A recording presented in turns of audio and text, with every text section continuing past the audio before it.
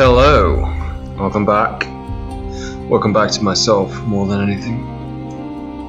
If you've seen my first episode, well, you would be the only one. I'm not better. Definitely not. So welcome back. What we're gonna do is we're gonna buy some fuel, some supplies. This is just what I recommend to anyone who starts the game. It's just stack up. If you don't make it back, God bless you for trying. I'm gonna stack up on one more fuel. For that, $10. And no doubt a load of debt. That's university for you. Ayo. Starting off early with jokes. Port Albion, I believe. God, I'm such a nerd. Give me my nerd cred. We're gonna level up first. Oh, look at all these fascinating items. I'm gonna go for flat upgrade like that. So, how Port Avon works is that you can do 3 things. This is your welcome. And then you really have to fuck off. It's kind of like you've been at a party for just a bit too long and you're getting the look. So, that's how this works. You need to do what you can and then bring back either some gossip or some tea. And to get tea, you need to sell opioids to the Chinese. Behold, a ruin of giants, gargantuan blocks, jigsaw together, furred with moss and whispering with orcas. A bucolic village nestles amongst them. Smoke coils daintily from the chimneys. A leisurely game of cricket unfolds in the village green. So I've disembarked. An oily-faced, black-haired girl waves your locomotive into position. Welcome to Port Avon, she calls as you disembark. A rich knot of scent greets you, leaves and wood smoke, enriched by an infrequent but pungent intrusion of goat. Here's the tea, here's the gossip. Want to write a port report? I don't believe... No, this doesn't take anything. So you can... As long as you have favour with them, you can write a port report. To actually go to the rest of the place, you'll need to visit this screen here.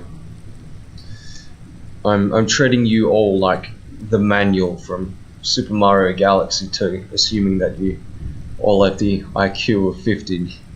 Can't figure this out yourselves. I'd recommend you look up that manual. It taught me a few things about life, like self-loathing and resentment that I missed something in a children's game. But we're not here to talk about that. Recruit a repentant devil.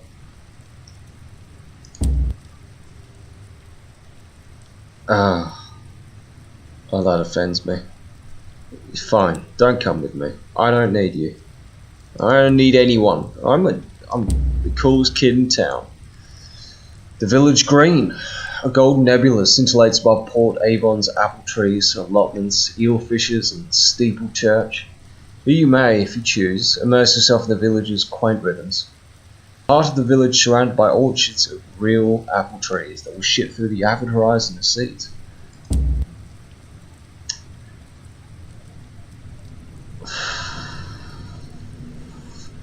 I believe these give you sky stories. I don't know. This will take down some terror. We have no terror. So we're going to visit the Nowhere Inn. Botheridge's A Tour of Heaven describes Port Avon's single public houses. A welcome respite, justly famed for its authentic, old earth cider. The locals can be welcoming for a while. You may be able to recruit more crew here. Nowhere Inn. Port Avon's first public house stands amidst a nodding copse of apple trees. These will give you more sky stories and various things here. If you lose, well, it hurts your pride, but that's about it. Intercede in a mushroomy matter, I'll need money for that. Head upstairs, just start some mission. Thick cigar smoke curls through the air, filling this private chamber with premium grey fog. Bloated gentlemen in well-worn military uniforms sit at mahogany tables sipping port. They chunter at the old days, and how very much better they were.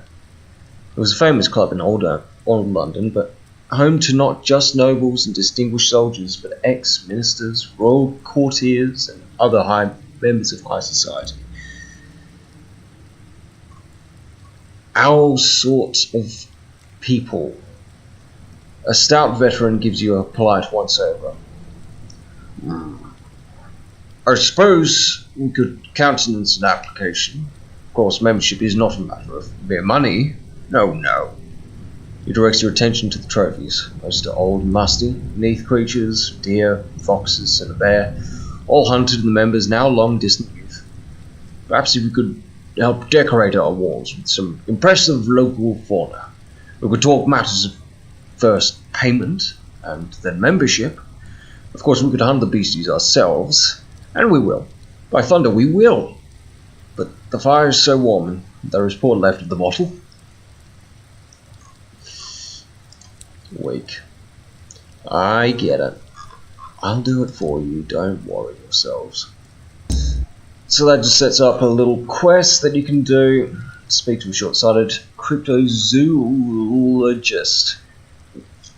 I'm going to say it now. If you go to university to become a cryptozoologist, your career pathways, correct me if I'm wrong, sound very, very specific. Sounds like the kind of job that you really need to know that you want to do it before you do it. I don't know if people serving at McDonald's could put on their application cryptozoologist. She perches on a stool in the corner staring at a map of the Reach. I could have... No. Must have taken a wrong connection at New Winchester.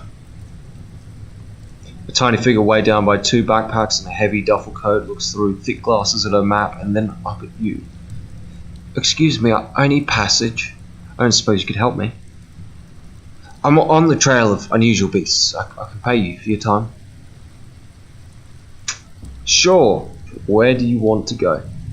Tracerswood, beams the short-sighted cryptozoologist. She leans in conspiratorially, as it turns out, to the wrong person. They say there's all sorts living in that place. And... Oh, sorry. There's all sorts living in that place, possibly even an ape-man. Won't it be fun to find out?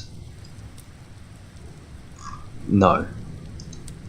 That Trader's Wood is the least fun place in the whole game.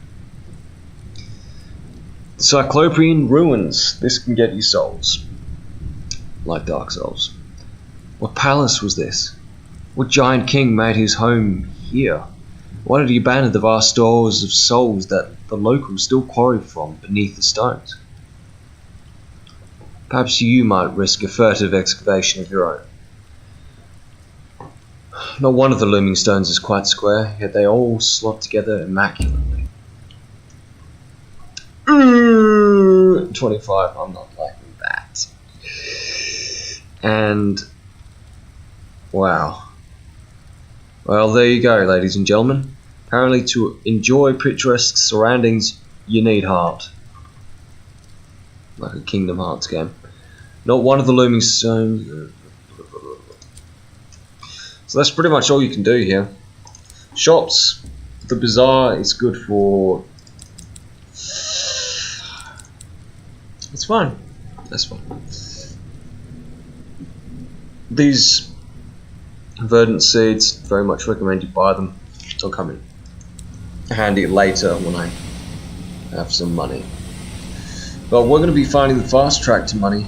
No problem. I've seen the adverts on the side of Putlocker and other websites with good reputations like 123 Movies and every other pirating website you can think, and they've all told me that I can get rich real fast. I just need to give them my credit card. Don't worry, boys, it's not a scam. Oh boy, Trader's Wood already. I think that the Trader's Wood is so close to Port Avon, this zoologist couldn't make it here. It's kind of like calling a taxi when your apartment is a street away. Oh, a stopped clock. The fastidious inspector approaches you in the galley. Captain, good day. I noticed your ship's clock has stopped. Perhaps you'd permit me to repair it. She has a little case of tools and a hopeful expression. I'd decline, but I'm too much of a chivalrous knight. Committed. You prefer things to be right more than twice a day?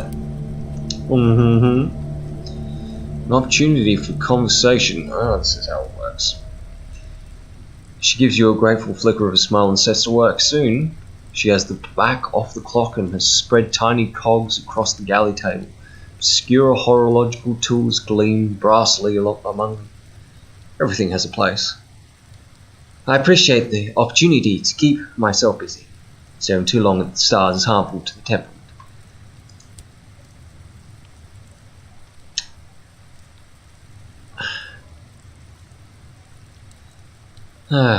Alright.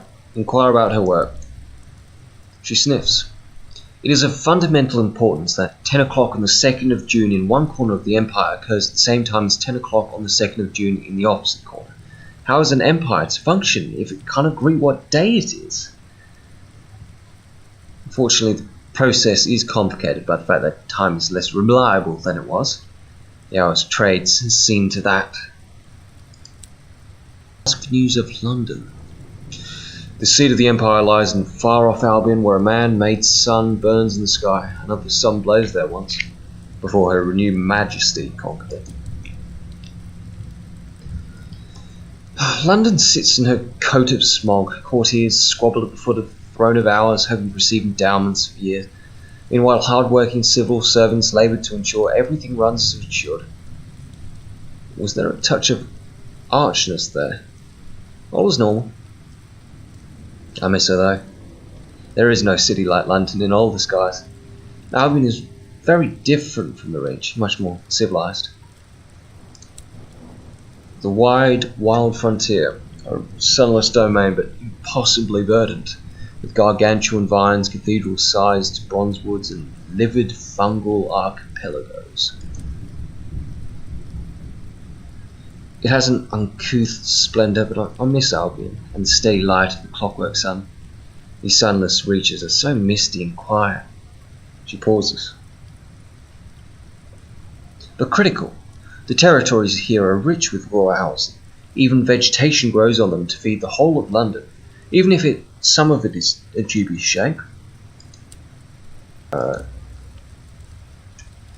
You've heard the Empress awards her favourites with gifts of years to extend their lives, and then you can become rich. Mining for hours to satisfy London's hunger for them. Oh, hours have more uses than that. We use them to increase the efficiency of work worlds, speed journeys to distant regions, to resolve overcrowding prisons. It does make my life more difficult when time knots and stretches like wool on the loom. More difficult, but more vital. Her Majesty seized a great trove of them when she assumed the throne of ours, and now even more have been found in the Reach. Miners dig them from the ground. I hope someday to retire with a modest pension of years myself, to prolong the better part of my retirement. Okay. Ask about the war. Oh, that's a text box. The Reach is torn by discontent between London loyalists and the more independent settlers. There are those who feel that London is a long way away and that they do a better job of governing themselves. Frontier attracts independent spirits. We call them tackities, the hobnailed boots that are so practical out here. London unsurprisingly disagrees. The Windward Company earnestly represents Her Majesty's interests in the region, sometimes very earnestly indeed. Tackities call London's loyalists stovepipes. Right, hats, I suppose. She avoids looking at you. New captain, where do your sympathies lie? I don't know. Where do you want me to lie, captain? You feel no loyalty to either side. It would feel disingenuous to say something just to please someone. Let's be honest here. Go with the tackities. With the Takadis, these new lands, why should old rules or old masters hold sway? We're never free of the past, she says, her hand touching her pocket watch. Never. Alright. Well, don't worry, I'll come back from that with my deft pick-up skills. Complement her skills. Her hands are deft and sure. She polishes, she cleans, she reassembles. Hey baby, you wanna clean my engine? Oh, God, that's terrible. Thank you, she says. Small embarrassed silence. It's possible the inspector is pleased. Rather hard to tell. Goodbye. That was a long conversation. But it's all we're going to be seeing of her until we get to Port Prosper. Man, what would you do if you had the ability to create hours? I'd like to think I'd do something responsible. You know, like pick up the whole of... like get a degree in medicine or something like that. Or maybe study psychology, solve world hunger, but I know I just sit here and play games. It's the thing. You have all the time in the world to do responsible things. You've always got more time. If you're wondering why I'm not bothering with them, it's because they rarely ever have anything more than like pittances for money. Oh boy. Now you've made me angry. You don't like me when I'm angry. I'm like this, except I raise my intonation slightly to show that I take umbrage with you. That bright, inconspicuously glowing thing up there, oh, fuck off.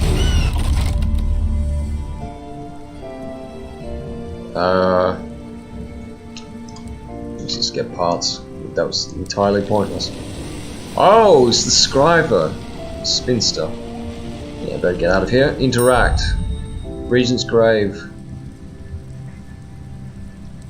I think we come here far later in the quest. Goodbye. Up there is something you can mine. We don't have any of the tools for that though. This is a horror. When you're around a horror, your screen will go a bit red at the edges. And you'll receive a lot more terror. Go away. This... God, Sometimes you get caught in this spot here and you end up wasting fuel just exploring a cul-de-sac. It's just... yeah. I can't even say that I got anything from the experience. It's not like, you know, you go driving and you turn off into a little road or a little cul-de-sac and you get something out of the experience because you just think, oh, this is a nice neighborhood. I wonder what the real estate's like. Maybe I could get one of these houses one day. It's nothing like that. You just come here and you feel like shit. If you're wondering what those other ships are, they're... oh, we found it already. Huh. That was quick. Those other ships are the players who read all the text each time they wanted to do something. Like the hire on crew. It just drove them mad. Don't do it. Another really heavy story part. I would absolutely recommend doing this. Approaching the Parzifal. The engine drifts unhappily through the sky. Some unholiness keeps the front of the engine tethered to the rest, despite the eruptions of corpse-white fungus that divide the train. The locomotive's side is scored with black scars. The name Parzifal can be made out in brass letters on the side. Oh, the first engine through the avid horizon, the navigator whispers. London's pride once, captained by Lieutenant Commander Percy Blythe. Engine was to chart new horizons beyond Albion. Never came back. Aboard the Parzifal, What happened to the first engine in the high wilderness? Its doors are sealed, its light dim, it drifts in its current, mangled by fungal extrusions. Bolt cutters and pry bars are required to break the outer door. Its locking mechanism is antiquated and slickened with an oily substance. You wrench the door open. Now immediately greeted with a cloud of yellowing spores, your vision blurs, just as your navigator tortured them, igniting the air with burning fungus. A few gas lights flicker on the walls. The scratchy sounds of a gramophone can be heard.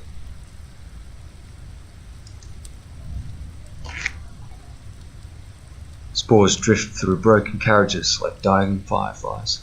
Recruitment posters bearing Her Renewed Majesty's face moulder on the walls. Music, scratchy but distinct, echoes through the empty carriages. A grey wall of pulsing fungus separates the back of the engine from the front. Enter the captain's cabin. In the first designs for London's engines, the captain always roomed towards the back of the train for their protection. Mutiny, Plush seats surround a decaying paper map placed on a mahogany table. Drinks, some floating with mildew, have been poured in glasses around the table. Maps hang from sprouting fronds like peeling wallpaper. Spores float gently through the room. Logbooks lie scattered about the table. None date from after 1897. 8 years on is when we are. The engine's destination was to be Traitor's Wood. The last century regards a stop at Hybris, which they named High Brazil. Something was brought on board. The captain's bunk was collapsed in a pile of rotten wood and infected bedsheets wet with fungal growths. Alright, let's go to the armory then. An explorer engine like the Parzifal would have been stocked for all eventualities, like getting stuck in the middle of nowhere just outside of High Brazil. Solid iron walls of the armory are stained and rotted with sporing bodies. Lockers hung open, revealing decaying and antiquated sky suits, the old design, with thermal chest plates and brass buttons for fastenings. Several of your crew coo appreciatively, but back away when a prodding of one suit reveals a fruity colony of golden black mushrooms has sprouted within. Amongst the outdated and unused weaponry, you uncover a trove of novels. Fanciful stuff, but all concerned with the possibilities of space travel and the interaction between modern man and the alien. Here we go. Bridge to fungus. Shivering spasms of festering fungus separate the front of the train from the rest. The only way forward is through. First try. You organise your hardiest stokers into a rotor, slowly but steadily widening the gap between the pallid walls of quivering funky flesh. The smell is direful, as are the ominous bulges protruding from the mushroom bulk.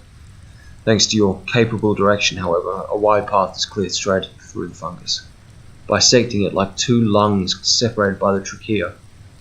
You pass through, unharmed.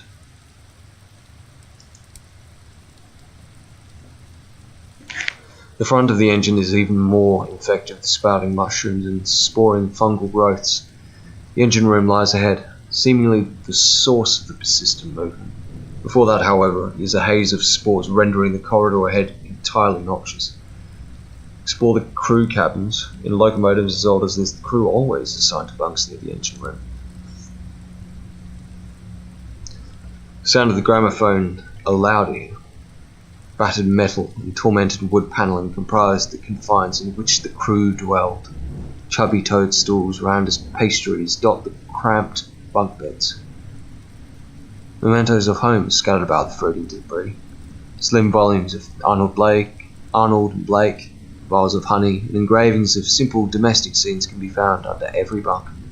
You also uncover a little tally chart on a folded up bit of paper. Seems the crew were organising a whip round for their commander's retirement present. Oh dear, why did they do that? It may as well have been his birthday, and he may as well have been black in a horror film. He was the first to go. They settled on a plot of land on Port Prosper.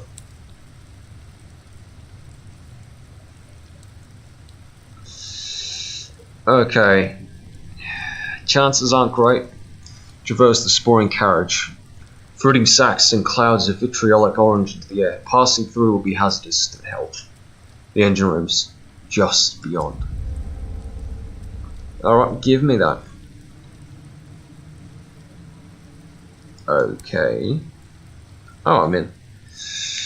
The engine room is before you. Light and music spill from under the door, queasy and persistent. Enter the engine room. The thick steel door is scored with bullet holes and is held in place by tendrils of ropey white fungus. As you approach, you notice the damage done to the walls, riddled with bullets, odd stains on the carpet. An attack was mounted in the engine room. You can hear music loud and clear from inside. An eerie green light pours through the hinges like flood water. You push open the door. The engine room is cold as a sunless sky. Your breath hangs in long chains before you. Oh, that imagery. The boiler is off. The infernal gramophone sits atop the boiler. The music is no better for being close to it. Before you lies a dance macabre of fungus and corpses, hand and frond. On the wall, suspended by fungus, is a body in a captain's uniform.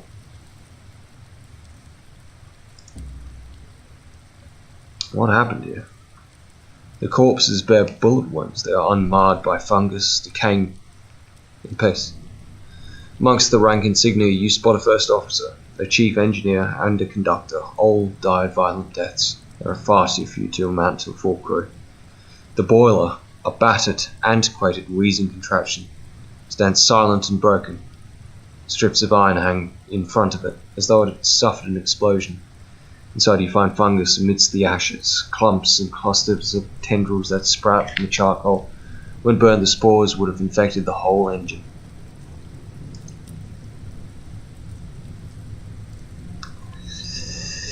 I see. Examine the captain's corpse. So we're going to examine the captain's corpse. Here lies all that remains of Lieutenant Commander Percy Blythe. Corpse of the finest officer of his generation hangs from the wall, suspended by chains of pale fronds.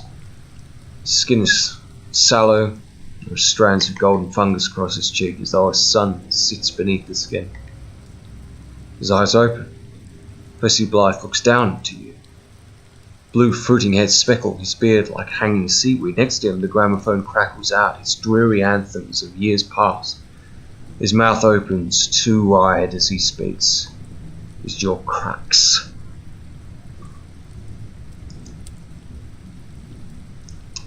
Suspended from chains of fungus, Percy Blythe begins to stir, improbably alive. He fixes his gold-flecked eyes on you as his mouth begins to move as though wanting to speak. Somehow he is alive. He groans. His mouth opens impossibly wide and a cloud of yellow spores emerge. I am all that's left. An oily liquid begins to drip from his left eye. I am a child of the grave god. The voice alters, becoming more clipped, more static, like that of the voices on the gramophone. I am Lieutenant Commander Percy Blythe. I am captain of the Parzifal. My task was to explore the wilderness and return home with new discoveries. He groans as though weeping. I am all that remains. I want to go home.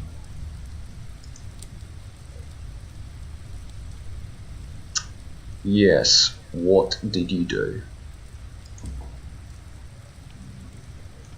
We met the children on Hybris. We sought to know each other, wanted to go to the wood, wanted to see what was kept from us. Percy is drooling as he speaks. The gramophone clicks as yet another patriotic dirge begins to play. Percy Blythe struggles in his bonds, pulling himself up to stand a little straighter. We made contact on Hybris. The thumbers was so bright, so beautiful. His eyes shine gold. I brought it aboard. God forgive me. I wanted the crew to see, to know. Oil leaks from those hollow eyes. I'm sorry. I'm so sorry. Some came willing. Others refused to join us. We had to. He breaks off in silence, staring away into the middle distance. What happened to him? Percy Blythe launches into a long, meandering, slurring story of children and gardens, of a cruel king who needed but did not love his subjects despite their love for him, of knowledge and denied growth checked, of tyranny and freedom, of grief and betrayal and longing. The music bursts into sudden life. Percy jerks and fixes you with an infected eye. I was stupid. I thought we would be welcome here. And we were. We were welcomed. We were loved. The children, the Verdens, they wanted us. He begins to sob. It's a sad, squelching sound.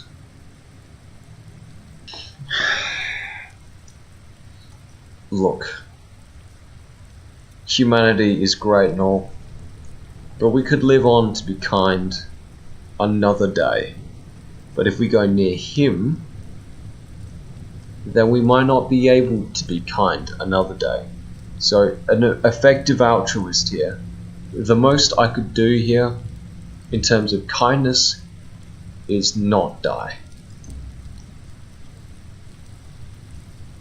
The oily burbling goes on for some time. The lieutenant commander becomes rapidly incoherent. Sometimes he weeps for mother, other times for London. He believes himself disgraced twice over. Eventually the embarrassing affair comes to a stop, as Percy Blythe is left blowing clouds of spores from his mouth, his eyes vacant.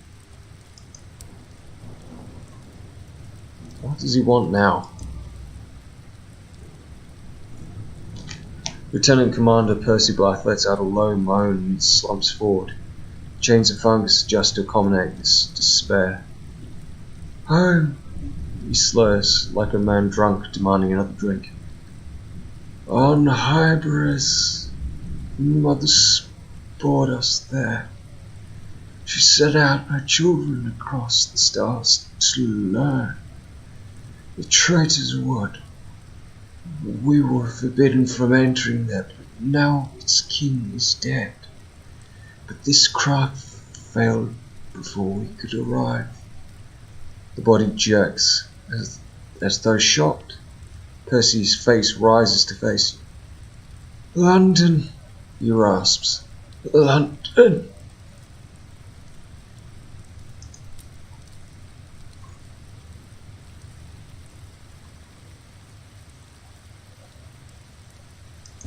That would be a no. No. Yeah, that's it. No. The lieutenant commander hisses, his eyes rolling his head. Sabotage, mutiny, ignorance. No fuel. The children too greedy, spread too fast. Like fire. The engine is broken. The crew all gone. I am alone. His head lolls as though his neck were broken.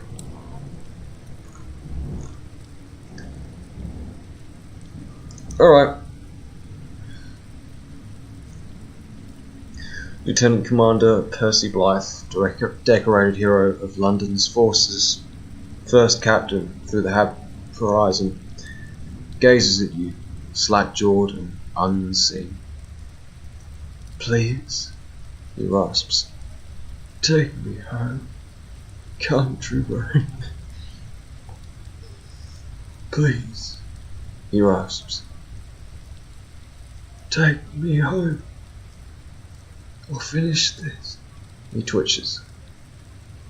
I just wanted to know what was kept from us in Trader's Wood. Why did our king not love his children?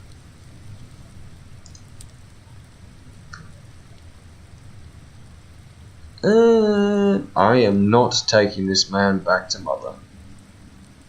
London doesn't... To carry an infected man on board?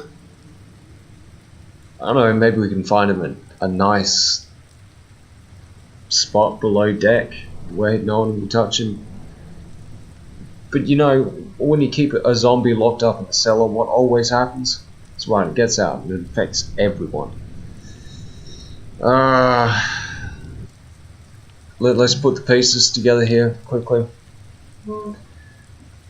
It's a fungus. The fungus spreads and it gets too hungry and greedy.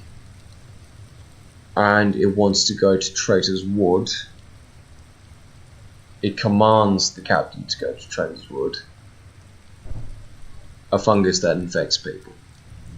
So it's trying to set up its own little colony in Traitor's Wood. So that's a goddamn terrible idea. Hybris. It's a hard decision. I'm definitely not doing that. Let's take him to London. The remnants of Percy Blythe does not appear to register your response. His head bobs from the tilting of the engine. You cup his hand, his head gently. To avoid plunging your hand through the soft, rotten flesh of his neck. The chains of fungus quiver as you set to free him.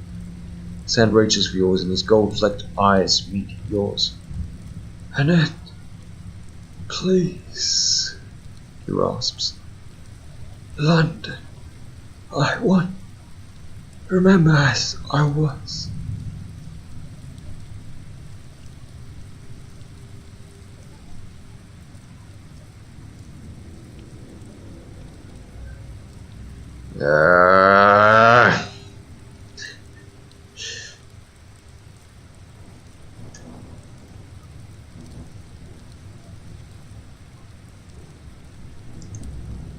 Okay. The light leaves his eyes and his head lolls back. He speaks not another word to you. So untangle him from the fraudulent chains that bind him. Eventually, and after some deft work with a hacksaw to free him from the spongy flesh at his back, Lieutenant Commander Percy Blythe is free. You guide him, clinging and ruined through the sporing carriages into the safety of your engine. Onwards! I can no longer approach for the rest of this game. Oh, oi bitch. With Percy Blythe on board. Show some respect. What is this? Unsettled dreams. That at night your sleep is peppered with uncomfortable dreams. The sky of your dream is blazing gold. It is crowded with suns. Suns piled on suns like the groats in a miser's hoard. The light floods you, it shines through your skin, and blood meets, picking on your branching veins and slender pillars of your bones. Is there no more to you than this? You wake. I get the feeling that will give me a lot of terror, but my chances of success are not great. So I'm going to commit that dream real hard. I dreamed of Percy Blythe. It was a wet dream. Wet as in I sweat a lot because it was a nightmare.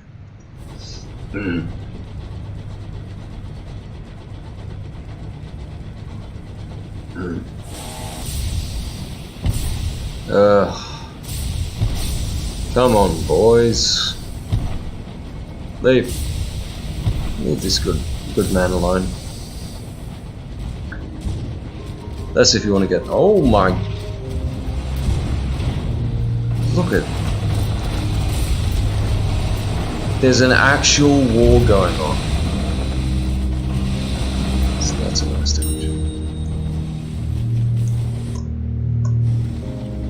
Ah, we found it. Magdalene's. Get rich quick scheme. Here we come.